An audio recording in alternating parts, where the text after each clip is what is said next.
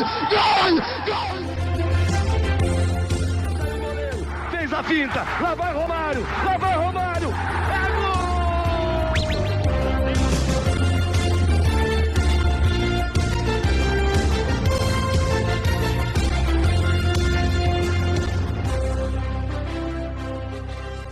Olá, seja bem-vindo você a mais uma edição do podcast, o podcast do Conte Verde. Eu sou Gabriel Suaf. Seja bem-vindo à Casa do Futebol de Seleções, onde estamos aqui repercutindo tudo o que rolou nessa data FIFA do mês de março. Hoje é dia de passar pela América do Norte, Central, Caribe, resumir o que rolou aí nessa última data FIFA sem eliminatórias, né? Porque a partir de junho a eliminatória volta, a eliminatória para a Copa do Mundo volta, e aí a gente vai embora até o final do ano, apenas com eliminatórias da Copa do Mundo. Mas antes de comentar o que rolou na Liga das Nações e também no playoff da Copa Ouro, eu convido você a seguir a gente nas nossas redes sociais, Threads, Twitter, Instagram e TikTok, @ConteVerde_. Também segue aqui no Spotify, no YouTube, para você ficar ligado enquanto soltarmos outros podcasts, a repercussão dos outros continentes nessa data FIFA, para você vir conosco nessa caminhada. E se você puder, apoia.se/ConteVerde com R$10 por mês, você ajuda a gente a estruturar, manter o nosso trabalho. Não pode ajudar financeiramente? Pega esse podcast, pega esse link e compartilha com algum amigo seu que gosta de data FIFA, que gosta de acompanhar o que rola nesse futebol caribenho, norte-americano, enfim, centro-americano. Ao meu lado está aqui Tainan Melo. Tainan, tivemos as classificações para a Copa Ouro, as definições de quais são as seleções, o título do México, enfim, jogando uma zica, né, de muito tempo indo embora. Seja bem-vindo e faça aí o seu destaque inicial. Gabriel, boa noite, bom dia, boa tarde para você que nos acompanha aí no podcast. Realmente foi uma data FIFA na CONCACAF de muitos gols, e que a gente pode citar a esperada goleada passada de carro da Costa Rica, Guadalupe mais uma vez fazendo frente, Guatemala com um pouco de dificuldade, e em relação ao Final Four da Nations League, os Estados Unidos não apenas deixaram de ser campeões, como também ficaram no quarto lugar. Nisso a gente vai conversar durante o podcast, mas realmente foi os Estados Unidos, até o momento tinha sido o primeiro, e essa agora foi a quarta colocada. Então vai ser bem interessante, foi uma data FIFA bem interessante, de muitos gols e muitos confrontos decisivos interessantes na CONCACAF. Pois é onde teve taça sendo levantada que a gente vai começar, né? Falando da Liga das Nações, a gente teve o Final Four. O México passou pelo Canadá na semifinal 2-0, 2 gols do Raul Jiménez, e o Panamá, na outra semifinal, venceu os Estados Unidos com um gol no último minuto do Cícero Waterman, né? Um gol que viralizou porque o Waterman ele invade ali o estúdio do lado do campo onde o Thierry Henry se preparava para fazer sua entrada, seu comentário. Ele abraça, diz que o Henry é o ídolo dele, chega o time do Panamá inteiro, quase quebra o estúdio ali, o palquinho montado. O Panamá fazia história, né? Seria a primeira vez que os Estados Unidos, como o Tainan falou, não iria ganhar essa Liga das Nações, né? Tínhamos 3 edições anteriores, os Estados Unidos eram campeão nas 3 vezes, e agora caiu para o Panamá na semifinal. Na disputa de terceiro lugar, o Canadá venceu os Estados Unidos por 2-1, né? O Oloiese abriu o placar, o Adjei Young empatou e o David fez o segundo gol já no segundo tempo de Jonathan David. E aí, na grande final, o México abriu o placar de novo com o Raul Jiménez, o Carrasquilla empatou ali nos acréscimos do primeiro tempo e o Córdoba fez o pênalti mais infantil da história, e um pênalti que não tem explicação, a bola estava indo para fora, ele foi lá, deu um tapa na bola. Pênalti já nos acréscimos, né, do segundo tempo, né, esquema legal, inclusive, como já diriam outros que eu conheço, e o Raul Jiménez fez o gol do título mexicano, o primeiro título, tirou uma pressão, né, Tainan? A gente via, no passado, a gente viu isso na final que o México perdeu dos Estados Unidos, que era muita pressão, porque, cara, a gente não ganha, é isso aí, só os Estados Unidos são campeões, né, e chegou aí o Aguirre, né, depois dessa outra final, e teve, claro, resultados, né, altos e baixos, como está sendo o México desde sempre. A seleção mexicana é de altos e baixos, nunca tem uma constante, mas ganha essa moral, né, porque os mexicanos, eles obviamente estão preocupados, porque vão jogar a Copa em casa, tem que mostrar um nível ok, enfim, consegue aí, né, apresentar um grande futebol. Fica o destaque também o Panamá, né, teve essas vitórias um tanto quanto políticas, se a gente pode dizer assim, nos discursos que o Donald Trump tem contra Canadá e Panamá, os Estados Unidos perder para os dois dentro dos Estados Unidos é bem significativo, mas enfim, qual que é o seu contexto geral aí desse título do México e também essas outras campanhas de Panamá, Canadá e Estados Unidos? Começar pelos anfitriões, pelos Estados Unidos, que os Estados Unidos realmente eram favoritos Assim, talvez não pelo momento, e ainda está nesse período do Pochettino inicial trabalho, só teve 2 amistosos contra o México de preparação, anteriormente ao Final Four, mas tinha talvez os Estados Unidos poderiam, como tudo que praticamente a gente idealiza antes de começar qualquer competição da CONCACAF, é ver Estados Unidos e México os dois nas cabeças. E os Estados Unidos, como sempre, jogando em casa, e perderam. Foi um jogo bem parelho. O Panamá conseguiu fazer esse gol aos 49 minutos do segundo tempo, com tudo que você já falou dessa comemoração do Ottoman, bem efusiva. Então, realmente, os Estados Unidos ainda tiveram no terceiro lugar a derrota para o Canadá, né? Saiu atrás, buscou empate, mas cedeu a vitória aos canadenses no segundo tempo. Então, esse contexto político com o Panamá, com o Canadá, foi tudo mais um componente aí que, se entrou em campo, foi mínima coisa, né? Realmente mostra que os Estados Unidos, assim como o México, tem essa preocupação de ter um bom desempenho. Os Estados Unidos, eles têm também por receber a maior parte dos jogos, né? Então a Copa vai ser maioritariamente nos Estados Unidos e querem ter uma seleção forte, até porque a seleção de 94, quando eles também sediaram a Copa, talvez não fosse uma seleção tão forte como se comparar com hoje o talento, onde os jogadores atuam, realmente não tem comparação. Mas aquela seleção parecia ser mais aguerrida. Tudo bem que estamos comparando situações diferentes, mas fica esse ponto de alerta para nesse 1 ano e 3 meses, o Pochettino vai ter trabalho, porque é o momento em que a seleção dos Estados Unidos, teoricamente, tem mais talento à disposição, mas esse talento não é convertido em domínio, em boas atuações, e a gente faz a comparação com épocas anteriores em que os Estados Unidos não tinham nomes tão badalados, mas ainda assim eram dominantes nessa parte do continente. Em relação ao Canadá, o Canadá vive nessa oscilação. Perdeu para o México, resultado normal, mas conseguiu fazer frente aos Estados Unidos e ganhar o seu jogo. Então eles ainda seguem na evolução e é um trabalho bem interessante. Em relação ao Panamá, que teoricamente seria uma quarta força, pelo fato das três seleções, Estados Unidos, Canadá e México, estarem no nível maior, disputarem a Copa do Mundo, mas o Panamá fez frente aos Estados Unidos e aí teve a questão do pênalti, que aí não dá para defender. A gente até fala que as seleções poderiam, a arbitragem poderia ajudar o México, por exemplo, ter decisões favoráveis e controversas ao México, mas aí nesse caso não tem como defender. O pênalti infantil, pênalti bizarro, talvez se a gente for pesquisar, talvez seja um dos pênaltis cometidos mais bizarros nesse trimestre, né? Fatalmente de futebol de seleções, acredito que seja. Então fica esse tabu amargo de ter perdido no final, né? Ter perdido os 47 do segundo tempo. Mas conseguiu fazer frente, ganhar os Estados Unidos, e isso pode ser uma motivação para um bom futebol que o Panamá vem desempenhando dentro do seu nível, das suas proporções. E o México foi o grande vencedor, não apenas pelo título conquistado, mas a gente vem comentando nos outros podcasts, a gente acompanha que até mesmo pouco antes da Copa de 2022, o México vivia nessa oscilação ainda muito mais frequente. E uma oscilação principalmente puxando mais para baixo.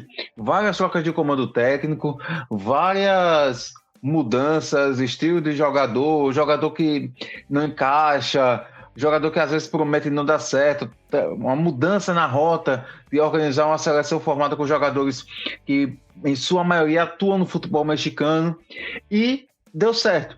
Destaque, claro, é o Raul Jiménez. Fez os 4 gols do México no Final Four. Os 2 na vitória contra o Canadá e os 2 na vitória contra o Panamá. E em situações bem parecidas, em grosso modo. O México contra o Canadá fez o gol logo no primeiro minuto, depois aos 30 do segundo tempo, e contra o Panamá aos 7 minutos e aos 47.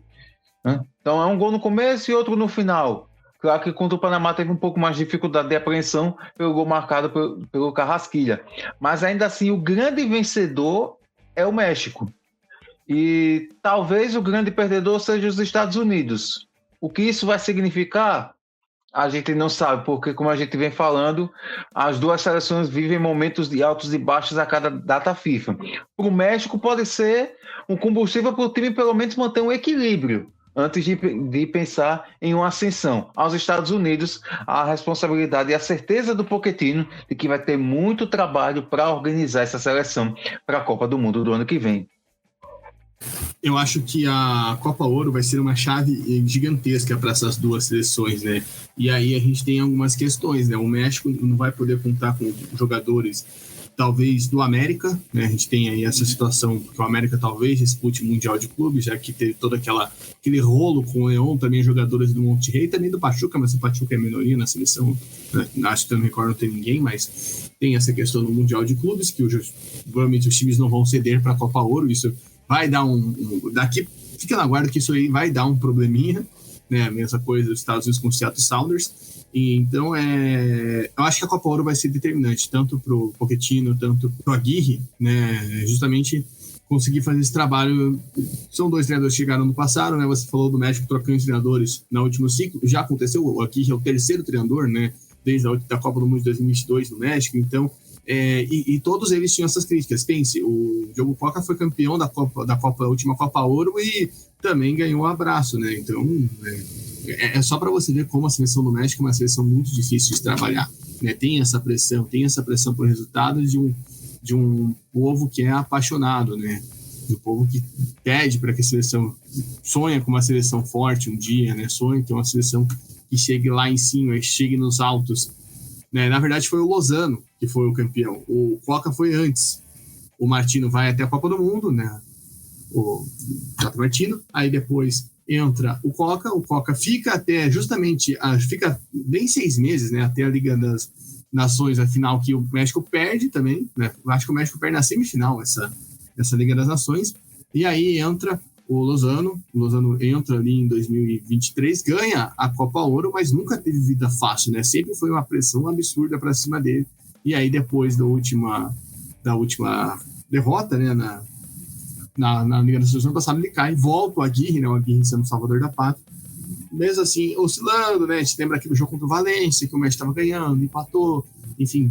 E vale lembrar, né, que com o México e os Estados Unidos e o Canadá também, e fica aqui, eu acho que o destaque do Jonathan David marcando o gol, né? O David foi um grande nome daquela seleção que classificou no primeiro lugar para a Copa do Catar, e talvez ele estava um pouco sumido depois disso na seleção. É muito legal ver ele voltando a ter protagonismo. Acho que isso a gente tem que destacar. Essas seleções, elas não vão ter eliminatórias, então pós-Copa Ouro vai ser só preparação.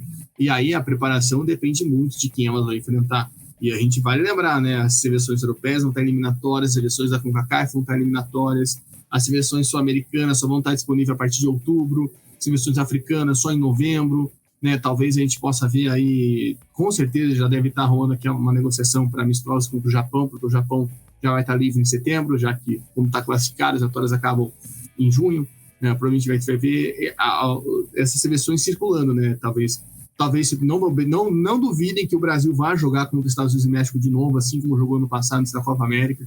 Já fica aí essa previsão aqui do Ponte Verde, porque depois de setembro acaba as eliminatórias, o Brasil fica livre, sem calendário, então talvez tenha isso. E com certeza, principalmente México e Estados Unidos, com a pressão que tem para jogar em casa, vão querer fazer preparação com seleções que estarão na Copa, né? Não vão querer fazer preparação contra as seleções mais tepas, né? Os caras vão querer adversários de alto nível. Então vamos ficar de olho. E fica o destaque do Panamá, né? A gente já falou aqui algumas vezes que o Panamá é a grande força do continente, fora as 3 seleções que vão para a Copa do Mundo, e se mostra cada vez mais. A gente lembra que o Carrasquilha foi eleito o jogador da CONCACAF no último ano, né, com todos os méritos. É um cara que realmente tem muito potencial, joga muita bola, né? Ele que dá assistência, inclusive, para o gol do Ótima no jogo contra os Estados Unidos. Então, é um cara para a gente ficar de olho e vai com moral, né, para essa parte final de eliminatórias para a Copa do Mundo.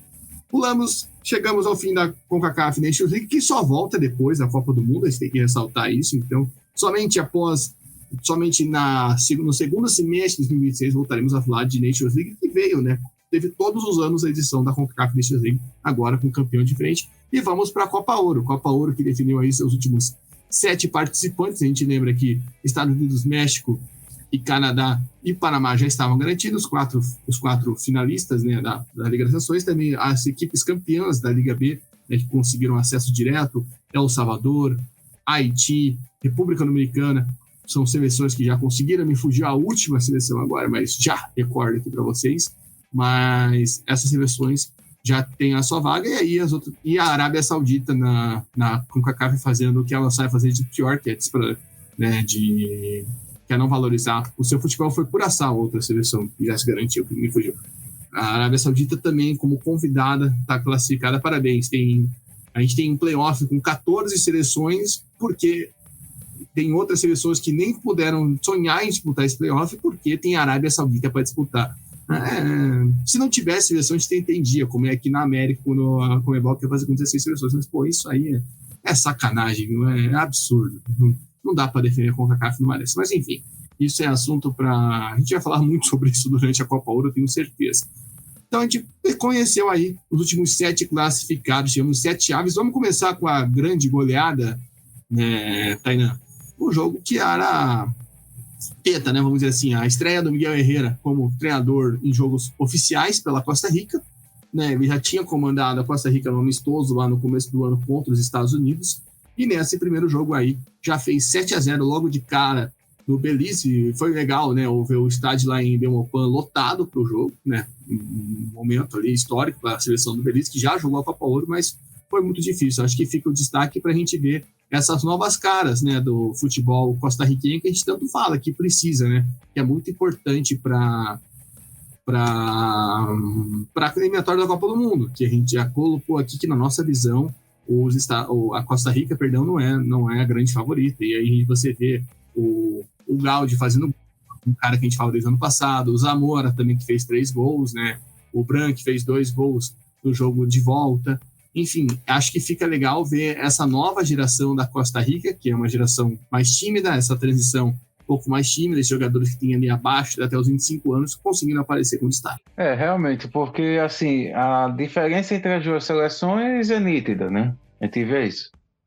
Ali se vem jogando bom futebol, mas dentro de seleções do nível dela, né? Mas a Costa Rica é o que a gente sempre fala, e a Costa Rica fazendo frente, tentando fazer frente ao Panamá como essa seleção mais forte abaixo dos Estados Unidos, México e Canadá. E aí, por altos e baixos, o time, enfim, encontrou um adversário que conseguiu ter um futebol tranquilo, fazendo 3 gols no primeiro tempo, no jogo de ida, com esse cenário de Belmopan tá lotado, o estádio. E no jogo de volta, já com 7-0, o jogo de volta, com 10 minutos de jogo, já estava 3-0.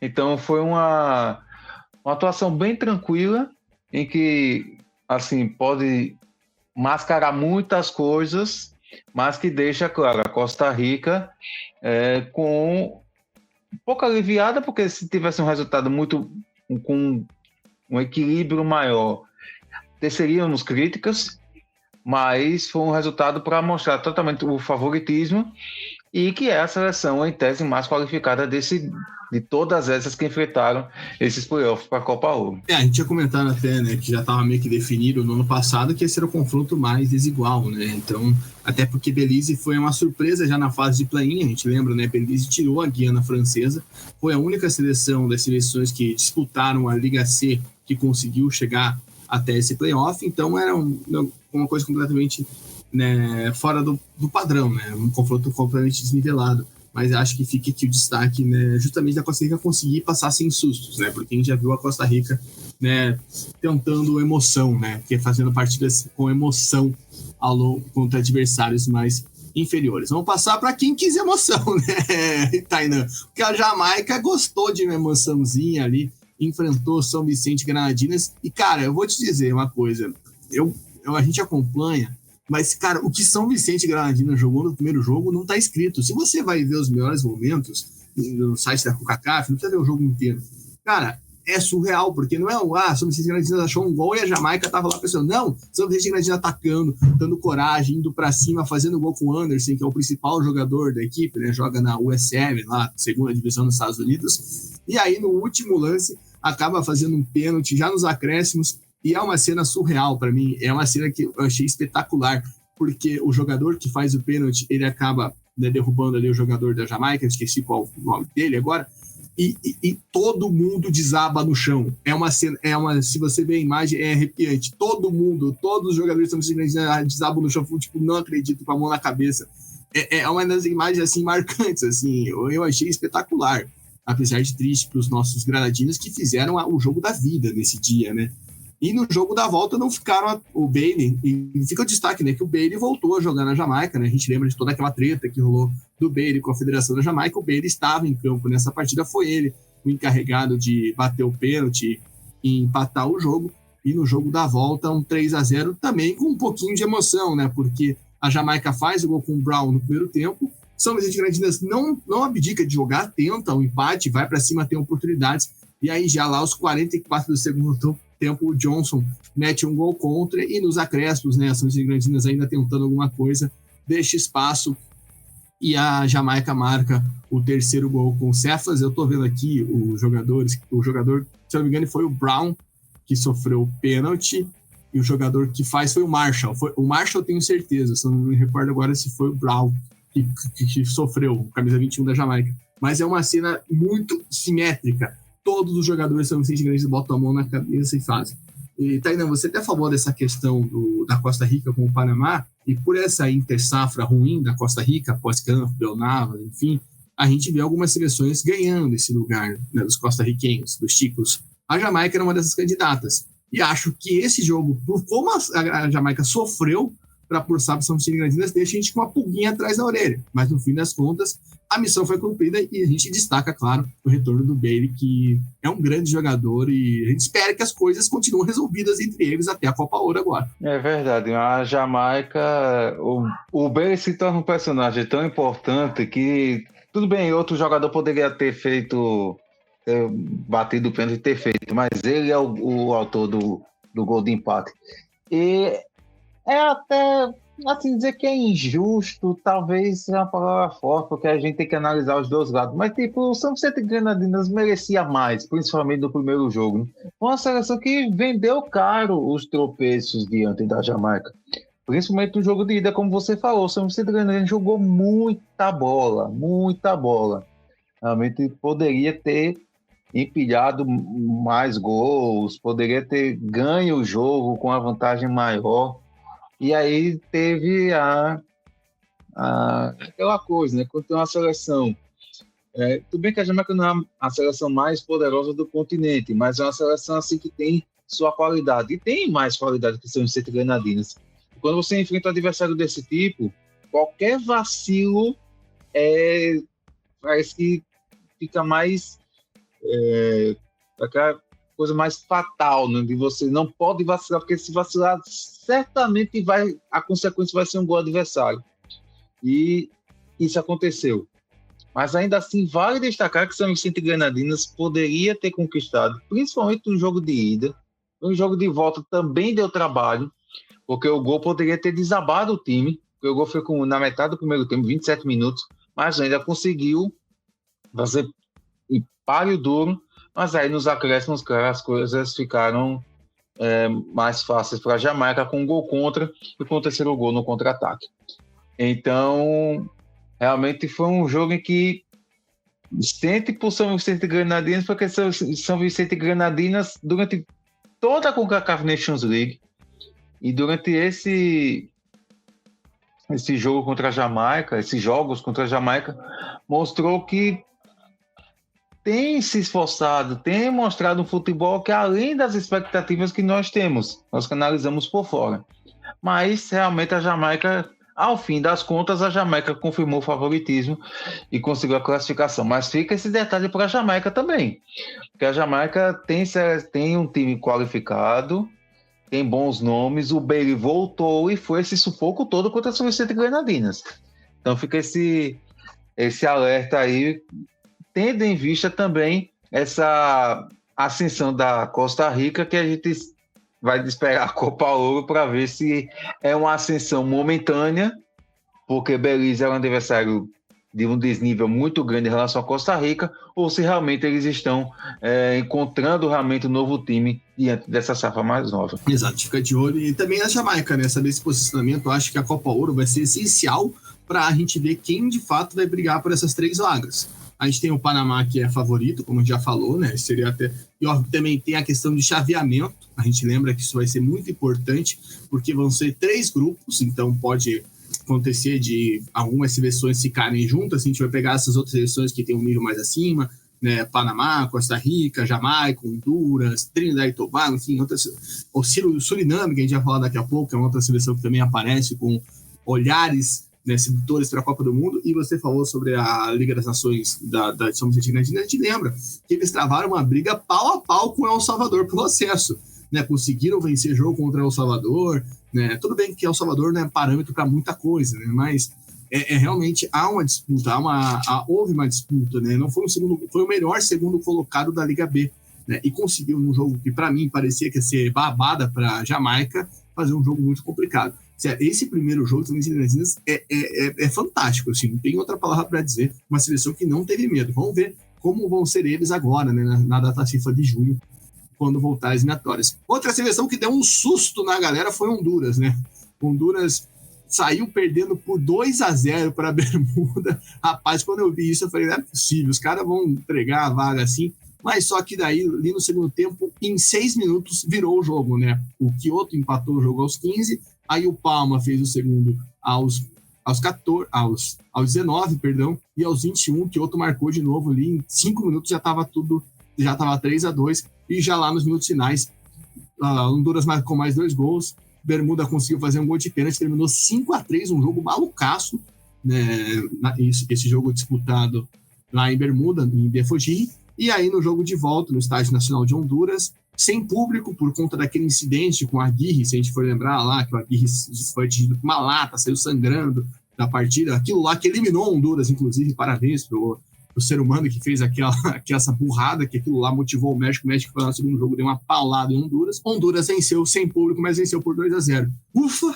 Ali foi um susto, né? Aquele primeiro tempo ali, e não foi o primeiro tempo que é a diferença das Grenadinas, porque de fato Honduras estava chegando em oportunidades e Bermuda aproveitou 2 chances ali em bobeiras da zaga, em bolas levantadas e fez 2-0. E aí depois disso conseguiu se reencontrar no confronto, né? Deu um sustinho, mas tá na Copa Ouro Honduras, que é uma das seleções que também a gente está de olho, né? Se Honduras, acho que nem o mais pessimista de Honduras talvez imaginasse que tivesse tanta emoção. E realmente Bermuda conseguiu fazer 2 gols e deu um páreo duro realmente, mas aí, no caso, Honduras conseguiu fazer esses 3 gols em 5 minutos, e ainda fez mais um no final, né, o Martínez, mas aí o Bermuda fez 4-3, e aí no final do jogo, o José Pinto fez o 5º de Honduras no jogo de ida. Tanto que o Kyoto, né, ele é chamado de o romântico, né, porque eu não sei, mas o Kyoto tem essa alcunha. Mas enfim, romantismos à parte. Aí no segundo jogo, Honduras conseguiu ainda primeiro tempo 0-0, conseguiu também fazer 2 gols em 4 minutos e aí encaminhou a vaga. Já que tem essa vantagem de 2 gols, conseguiu fazer mais 2, venceu por 7-3 no agregado. E aí Honduras conseguiu essa classificação diante de Bermuda. Então, assim, Honduras até dá espaço para emoção, mas, claro, é muito favorito e chega a mais uma edição da Copa Ouro. E aí vai tentar mais uma das seleções que vai tentar evolução, vai buscar evoluir e ter um bom desempenho na competição continental. Então vai ser bem interessante ver como a seleção chega para a disputa da Copa Ouro. Vai ser bem legal de acompanhar a seleção de Honduras. Honduras que é esse mar de evolução, né? Porque, como a gente citou, o jogo contra o México, eles venceram por 2-0 em casa, né? Tinham a condição de classificar diretamente, aí veio toda a burrada, né, da lata, enfim, e aí perderam de 4-0 no jogo de volta e complicou bastante as coisas. Diferente da outra edição, né, onde Honduras venceu por 2-0, fez um jogo muito bom no México, perdeu por 2-0 com um gol aos 60 do segundo tempo, um negócio absurdo, e depois acabou perdendo nos pênaltis. Então, tem esse diferencial e fica aí também a questão para a Bermuda, né, que também é outra seleção que tenta aí escalar o patamar, mas a gente sabe que é difícil. Agora, já para o jogo que foi mais equilibrado. E, cara, eu vou falar a verdade para você, eu estava esperando que esse jogo seria um dos mais equilibrados entre Guiana e Guatemala. A Guiana vence por 3-2 no primeiro jogo disputado em Barbados, né? Esse jogo não foi disputado em Georgetown, mas sim em Brighton. Destaque para o Jones, o Isaiah Jones, que marca um hat-trick, né? Consegue abrir ali o placar, Guatemala empata, 2-1, 3-1, e aí o Pinto de pênalti consegue fazer, né? O outro José Pinto, né? Faz ali o 3-2 para Guatemala. No jogo de volta, o Rubem marca logo no começo, né? O Rubem, e depois, no segundo tempo, a Guatemala consegue o segundo gol. Guiana acabou tendo o goleiro expulso, inclusive, no final, porque o goleirão saiu da área e fez uma defesa de handebol, uma bela cena, inclusive, essa. Mas até acho que 2 destaques, né? A Guatemala consegue aparecer como uma favorita, né? Como a gente espera dela, mas a Guiana também é uma seleção bem emergente que a gente vem vendo nos últimos anos e que conseguiu fazer esse jogo ser equilibrado, né? Num confronto que eu achava que era equilibrado já antes, e foi, né? Foram bons 2 jogos. E a Guatemala, que foi uma das sensações na última Copa Ouro, né? Chegando até as quartas de final, está de volta ao torneio. Se eles chegaram nas quartas da Copa Ouro, eles vão tentar ao menos repetir o feito mesmo, sabendo das dificuldades, sorteio de grupo, enfim, são várias situações que podem acontecer. Mas realmente foi um confronto, foram 2 jogos bem equilibrados, principalmente o primeiro, né? O jogo lá em Barbados. Então, a Guiana conseguiu fazer 3-1. Não apenas conseguiu fazer 3-1, saiu na frente, sofreu empate, ainda no primeiro tempo fez o segundo, depois conseguiu fazer 3-1, mas aí levou um gol aos 35 do segundo tempo do José Pinto. E aí no segundo jogo, ainda com o cenário equilibrado, mas esse gol aos 11 minutos do Rubem, ele meio que encaminhou as coisas, né? Porque assim, estava 3-3 no agregado, tudo bem, mas aí, jogando em casa, a Guatemala tinha mais, como no todo era mais favorita, mas aí o favoritismo ficou mais evidente, a Guatemala saiu muito mais motivada, mais fortalecida com o apoio da torcida para conseguir essa classificação. Então, foi um confronto bem equilibrado. Talvez eu não achasse que fosse o mais equilibrado.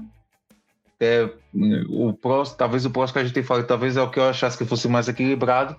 Mas ainda assim estava no mesmo. Era um duelo que realmente seria bem nivelado. Bem interessante de acompanhar. E realmente foi. Porque teve mais emoção pela vitória da Guiana e depois pela reviravolta da Guatemala no segundo jogo, que garantiu a classificação guatemalteca. Pois é, vamos ficar de olho na Guiana ainda, que tem outras chances. O próximo duelo, acho que ainda não é esse, porque eu não esperava que fosse equilibrado, que foi Cuba, Trinidad e Tobago, já tinham se enfrentados, né, na Liga B, só que dessa vez Trinidad e Tobago teve uma emoçãozinha contra Cuba, dessa vez não deixou, quer dizer, teve uma emoção porque Cuba saiu na frente, logo no comecinho do primeiro jogo, com o Matos, mas a Trinidad e Tobago conseguiu chegar à virada, 2-1, vitória em Santiago de Cuba, e no jogo de volta, em Trinidad e Tobago, um sonoro 4-0, né? Destaque aí para o Isaiah Lee, que marcou 3 gols, né? Um no jogo de ida, 2 no jogo da volta. As primeiras vitórias de Dwight Yorke no comando de Trinidad e Tobago, né? Lembrando, ele assumiu o Soca Warriors no final do ano passado e conseguiu aí chegar a essas vitórias, essa classificação na Copa Ouro. Teremos Dwight Yorke na Copa Ouro. Como que você avalia aí essas primeiras vitórias aí do maior jogador da história de Trinidad e Tobago no comando da sua seleção? Eu achava que esse era o confronto mais equilibrado, justamente por toda a instabilidade que a gente via de Trinidad e Tobago ao longo da Nations League, não achando que Cuba pudesse fazer um jogo espetacular, porque Cuba, até no começo, ela segurou uns resultados da Nations League, segurou uns empates, conseguiu até fazer um jogo parelho, mas no final ela já veio descendo a ladeira. E nesse jogo contra a Trinidad e Tobago, começou com esse gol logo aos 5 minutos do Matos, realmente mostrou que até poderia indicar que faria frente, ou que pelo menos em casa conseguiria vencer ou até mesmo empatar. Mas aí Trinidad e Tobago virou com um gol em cada tempo, e depois, no jogo de volta, a Trinidad e Tobago já favoritismo, 2 gols do Lee no primeiro tempo, depois o Mourinho e o James já converteram a vitória de Trinidad e Tobago em goleada e encaminharam a classificação por 6-1 no agregado. Fica como sinal positivo como você falou, as 2 vitórias do Dwight Yorke à frente da seleção. As prévias da Copa Ouro, você conseguir emplacar 2 vitórias, uma fora de casa e uma goleada em casa, diante do adversário que já trouxe dificuldades na competição anterior, na Nations League, então realmente já é um bom indicativo de que o Yorke pode encontrar um norte para a sequência das competições, mas agora principalmente a sequência da Copa Ouro. Então vai ser bem interessante ver como o Yorke vai dar sequência a esse trabalho com essas 2 vitórias diante de Cuba. Óbvio que na Copa Ouro ainda vai ter sorteio de grupos, que vai determinar muita coisa, né, pra gente ver como funcionará, mas é interessante, né? Aqui eu já tô até com os potes, a gente comenta os potes no final, mas a Trinidad e Tobago tá no pote 3, por exemplo, né? Pode ali pegar algumas seleções mais cascudas, no fim das contas, enfim, acho que teremos algumas emoções aí, já diria o nosso glorioso cantor Roberto Carlos, são tantas emoções. E vamos para o jogo entre Suriname e Martinica. Esse jogo, acho que o placar engana um pouco, né? Foi um jogo onde o Suriname foi melhor nos 2 duelos, né? Teve mais intensidade. Estava, assim, o Geraldo Becker não estava com a seleção, né? Foi cortado da convocação para esses duelos e conseguiu fazer 2 jogos bons, ofensivos, conseguiu uma vitória por 1-0 em Paranaibo, né, com o gol do Kerk, primeiro gol dele com a camisa da seleção, ele que é um desses que veio, né, nessa onda de naturalizações, ele que joga lá no futebol holandês, e no jogo de volta, lá em Fort-de-France, o Ferrari, se eu não me engano, também é o primeiro gol do Johansen Ferrari com a camisa do Suriname, ele que joga no Hamburgo, né, se eu não me engano, é o primeiro gol dele, sim. Ferrari, que foi um nome que eu lembro que ano passado, quando o Suriname anunciou, foi como contratação mesmo, um nome de peso na seleção, lembrando que o Ferrari defendeu as seleções de base da Holanda. Classificação dentro dos conformes, Suriname está naquela expectativa, né? É uma das seleções que a gente espera que cresça o nível, tanto nas eliminatórias, tanto na Copa Ouro. Ficou de fora da última Copa Ouro, né? Eliminada nos playoffs, nos pênaltis, uma eliminação tanto quanto surpreendente, e dessa vez aí, Geraldo Becker, que a gente vai poder ver o Geraldo Becker, que é o cara do momento da seleção, joga muita bola na Real Sociedade, disputando um torneio continental. Eu tô animado com isso. Espero só que ele não sofra nenhuma lesão, nenhuma coisa do tipo, porque eu bato 72 vezes na madeira para isso, porque vai ser muito legal ver um cara desses disputando a Copa Ouro. A seleção de Suriname promete. A gente, claro que não promete, não pode colocar como candidato a título, nada disso, mas promete jogar um futebol, cara, dependendo dos adversários, um futebol divertido, interessante de acompanhar, porque tem mostrado evolução e essa evolução tem acompanhado também essa chegada dos jogadores, né? Dessa questão dos atletas que participaram das categorias de base da seleção holandesa, mas que agora fazem parte da seleção de Suriname no profissional. Então o Kerk fez o primeiro gol, o Ferrari fez o gol, o Geraldo Becker também é o principal destaque. Então são jogadores que vão acrescentar muito a essa seleção de Suriname. Foi um jogo em que o resultado, como você falou, engana, porque foram 2 vitórias simples, mas que Suriname foi dominante. O Suriname poderia ter um placar com a diferença maior. Mas foram jogos em que a seleção mostrou a qualidade, mostrou que está em evolução e que chama atenção na Copa Ouro, né?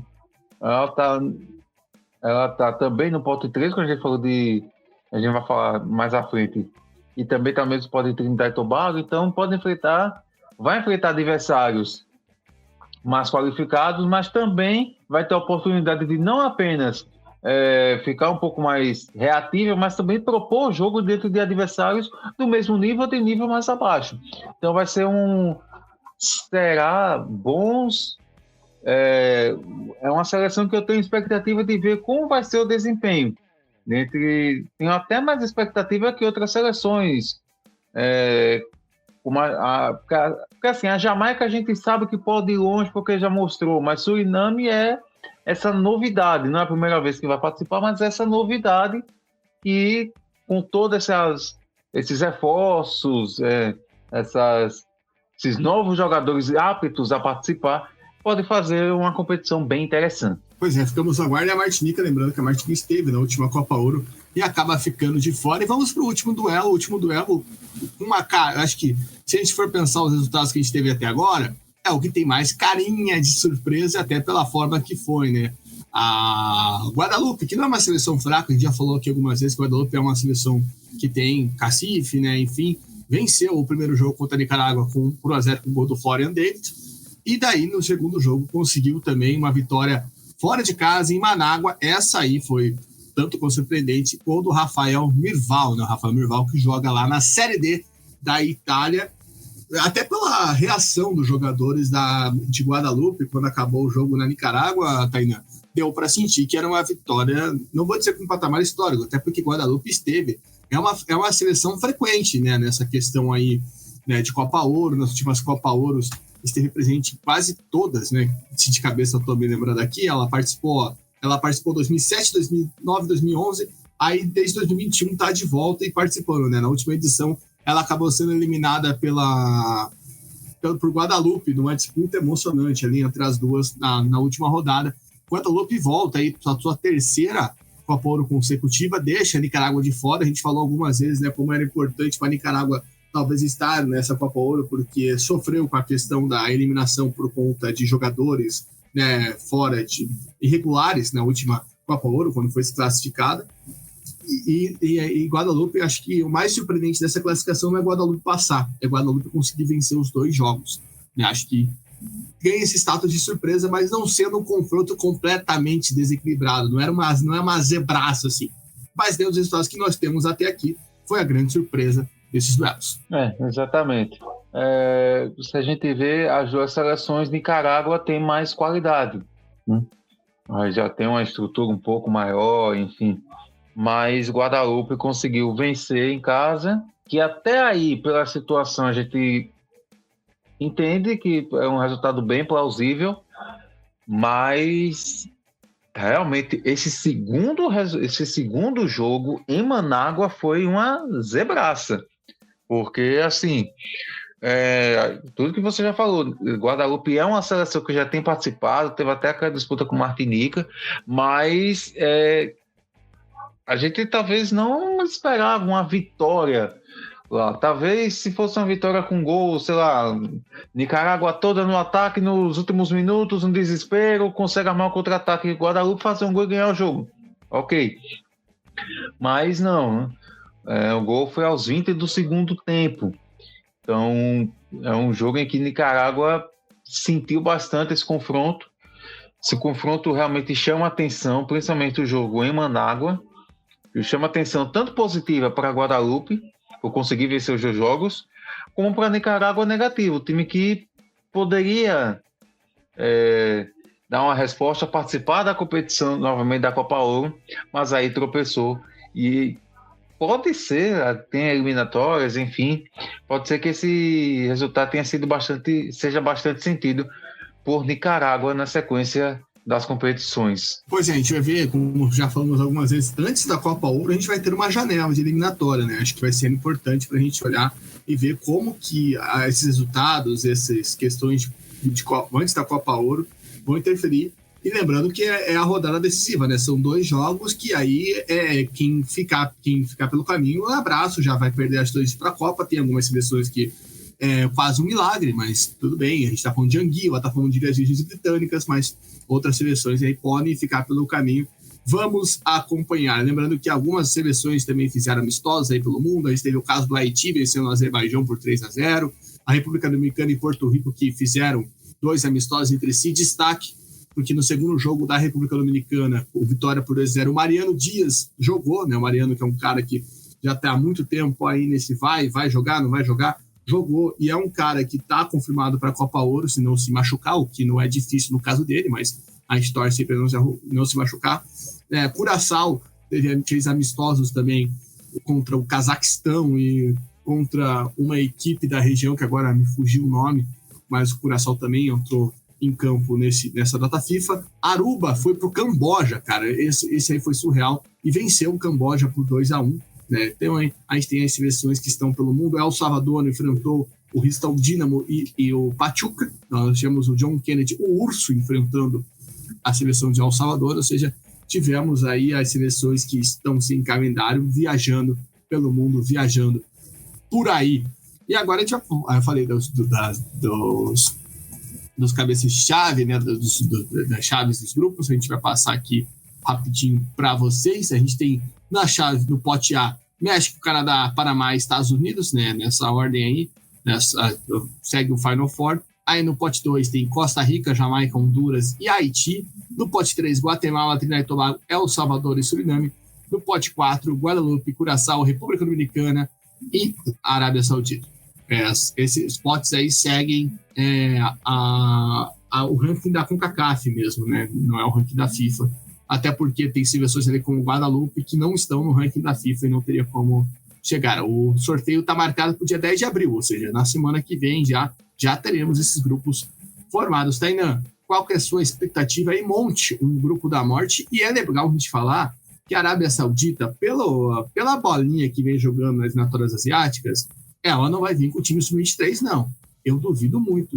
Claro, tem a questão dos jogadores, mas, cara, eu acho que a Arábia Saudita vem com o Al-Ghazali, com o Mohamed Kano, porque a não ser que consiga uma classificação direta para a Copa, que está bem difícil no momento, né? Está mais propício para a Arábia Saudita chegar na repescagem, né? Disputar uma quarta fase. Vai ter um duelo direto contra a Austrália antes desse jogo, mas acho bem possível que a Arábia Saudita venha com o seu time principal até em preparação, que o Renat, né, chegou ano passado, voltou para lá ano passado, mas as coisas ainda não estão mil maravilhas, assim, ao ponto digno. Lembrando que a Copa do Golfo, a Arábia Saudita foi com um time titular e tomou paulada, né? Caiu na semifinal.